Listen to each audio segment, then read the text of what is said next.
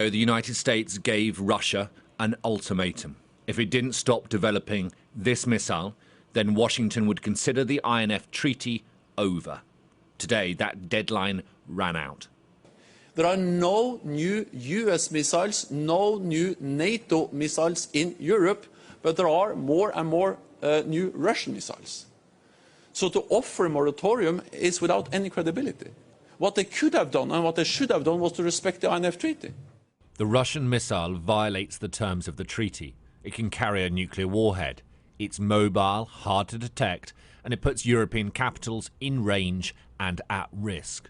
In an interview with Sky News, Russia's deputy foreign minister blamed NATO for this situation. Secretary General of NATO, Mr. Stoltenberg, and what individual countries said that there are no actual plans or intentions to deploy nuclear-armed intermediate-range missiles. But for us, an eventual deployment of conventionally armed missiles will be equally destabilizing because, number one, as you exactly rightly said, there is no trust, there is no confidence. Russia doesn't believe NATO. In the 1980s, the opposition to nuclear war became a social movement as the world lived under the threat of two superpowers squaring up to each other. Greenham Common became the focus of protests against American missiles in the UK.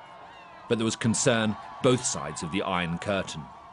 And then in 1987, the INF Treaty was signed by Ronald Reagan and Mikhail Gorbachev.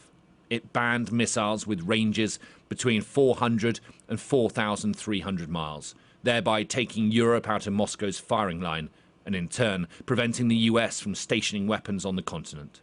It has remained the bedrock of nuclear stability ever since, until now.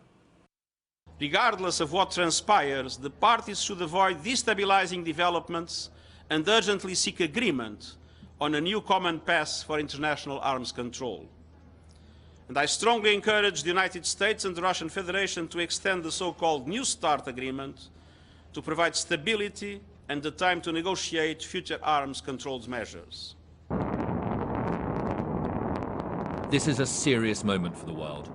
It doesn't mean a nuclear war is likely, but it could be the start of a new arms race.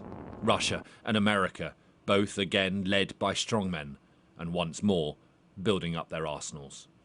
Alistair Bunkall, Sky News.